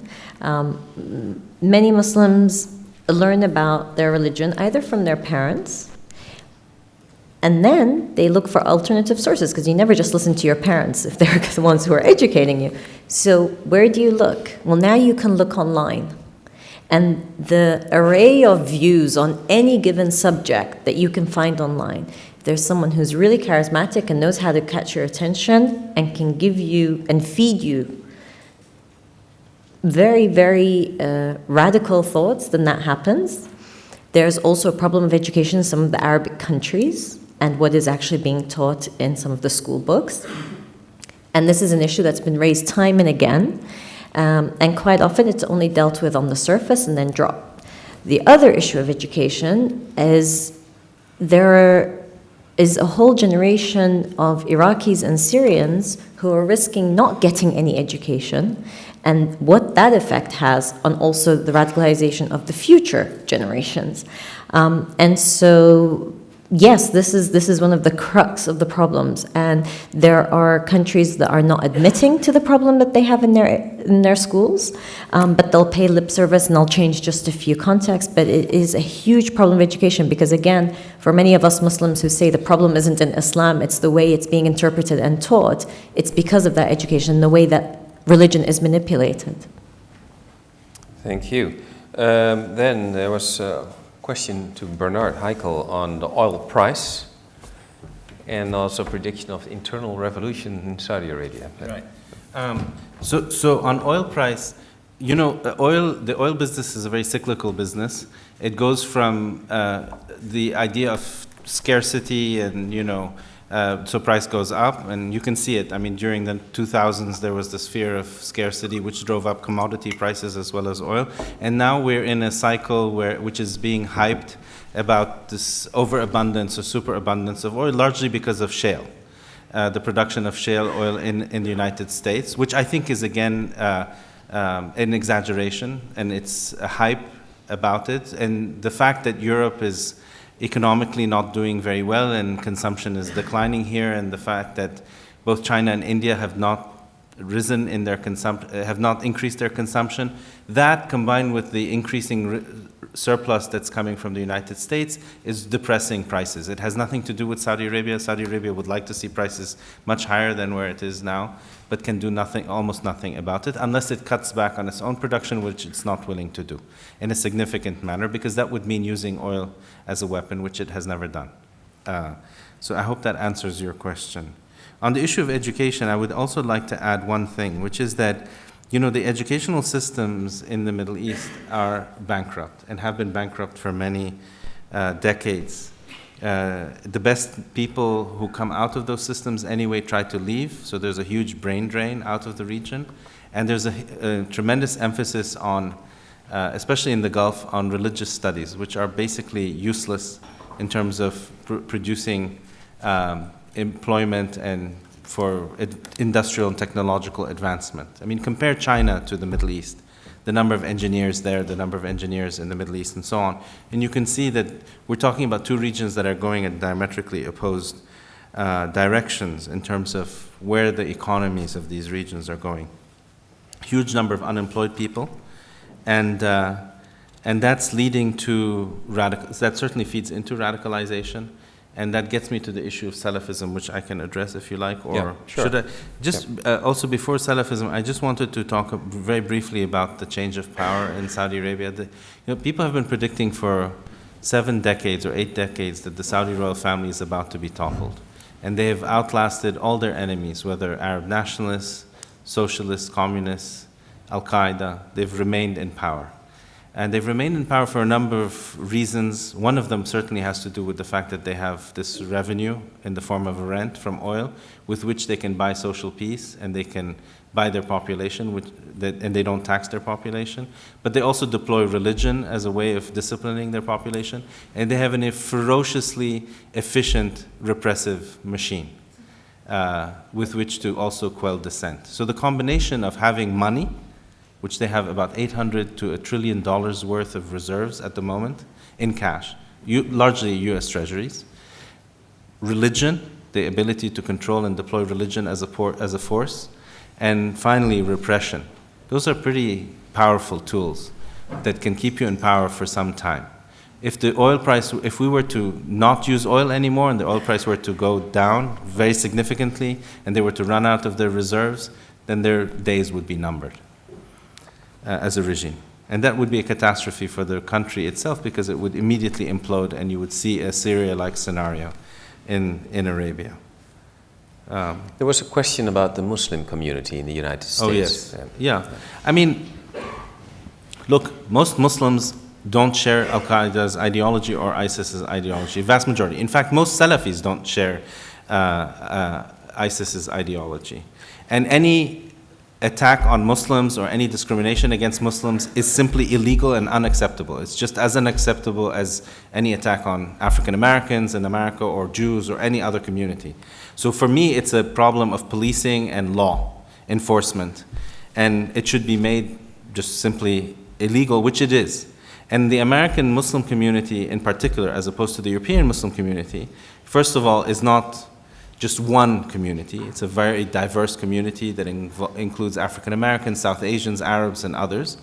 And it's a prosperous community, by and large. It actually does well in America. We don't have ghettos of Muslims.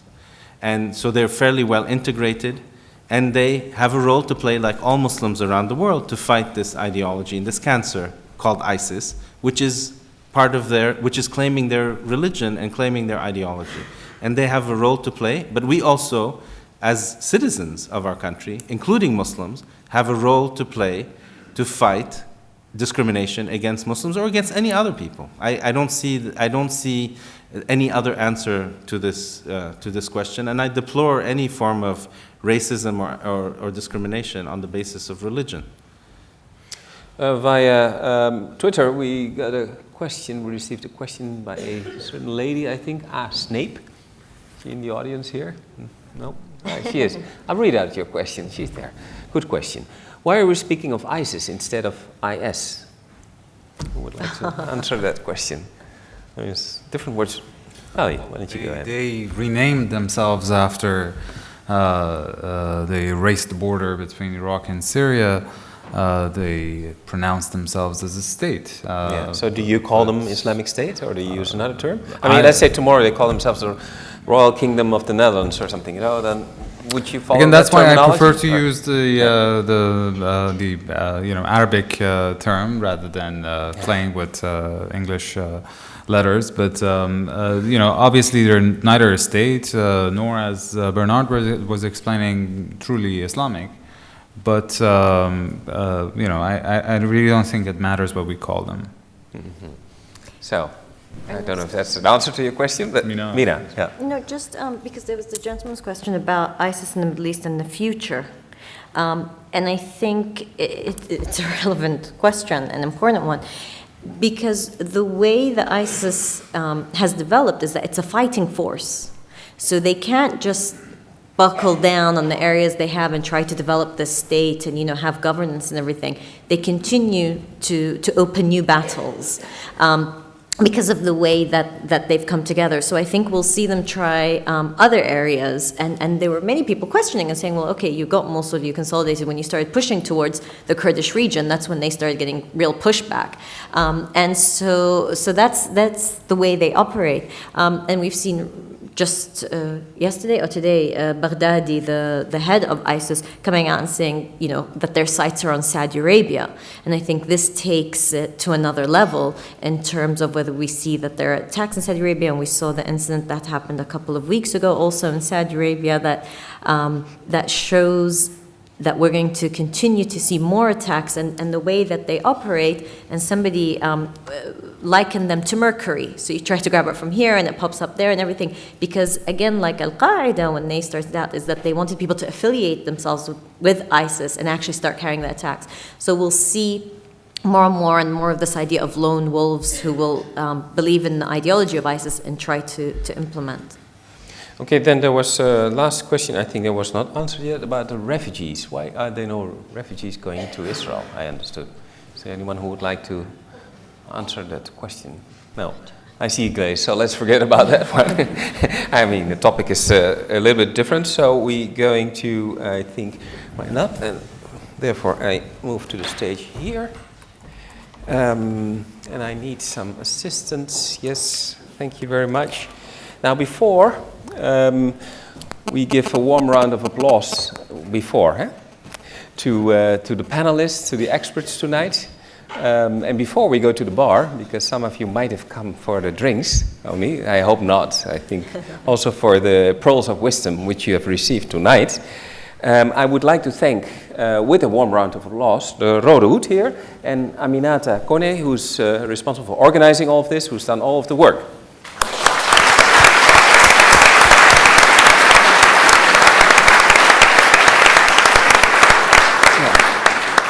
And also, before we thank the speakers, I would like again to highlight the fact that we have a YouTube channel, Henriette van Lynden Lectures, so you can look it up.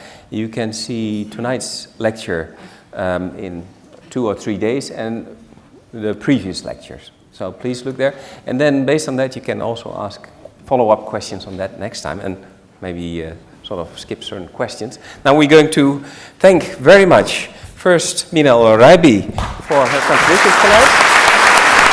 Like this.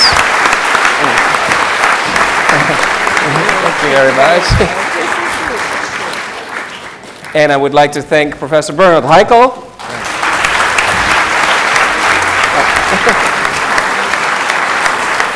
Nice flowers. Thank you very much. And you have to read his books if you want to know more about Salafism and Wahhabism, etc. And last but not least, Ali Vaez. Thank you very much. Thank you very much. And thank you very much for coming. We'll see you in the new year. You'll get an invitation for the next Henriette van Lynden lecture. The bar is open.